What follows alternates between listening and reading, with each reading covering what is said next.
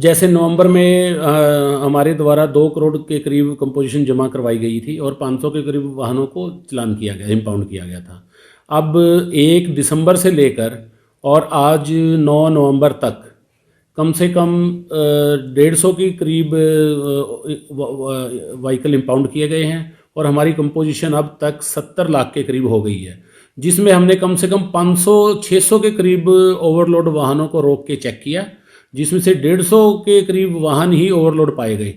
इसलिए इससे ये प्रतीत होता है कि जो पिछले 2-4-5 महीने से ओवरलोड ज़्यादा चल रहा था, अब 2 महीने की जो हमारी 24 घंटे टीम रोड पे काम कर रही है, उसकी वजह से इतना ओवरलोड कम हो गया है कि भी 500-600 वाहन हमने चेक किए हैं। रात को भी हमने कम से कम कोई 45 के करीब ट्रकों को रोक के उनका कांटा करवाया, जिसमें से सिर्फ 19 व्हीकल ही ओवरलोड पाए गए।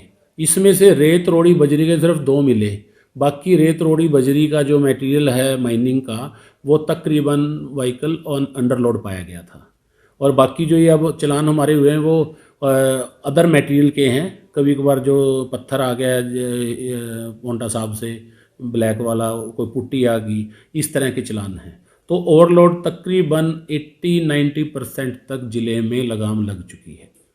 जैसे अब धुंध का सीज़न चल रहा है, इस वजह से भी हम लोगों को अवेयर कर रहे हैं। पासिंग के दौरान अब ट्रैफिक पुलिस के साथ मिलके कॉलेजेस और स्कूलों में अवेयरनेस एक्टिविटीज़ की जा रही है, उनको समझाया जा रहा है धुंध में ना सफ़र करें, बाहर ना निकले तो आगे पीछे अपनी रिफ्लेक्टर टेप लगी हो, इमरजेंसी में ही सुबह और लेट नाइट आप बाहर निकलें, क्योंकि इस एरिया में धुंध पहले और ज़िलों से काफ़ी ज़्यादा रहती है, क्योंकि यमुना की वजह से और ग्रीनरी ज़्यादा है।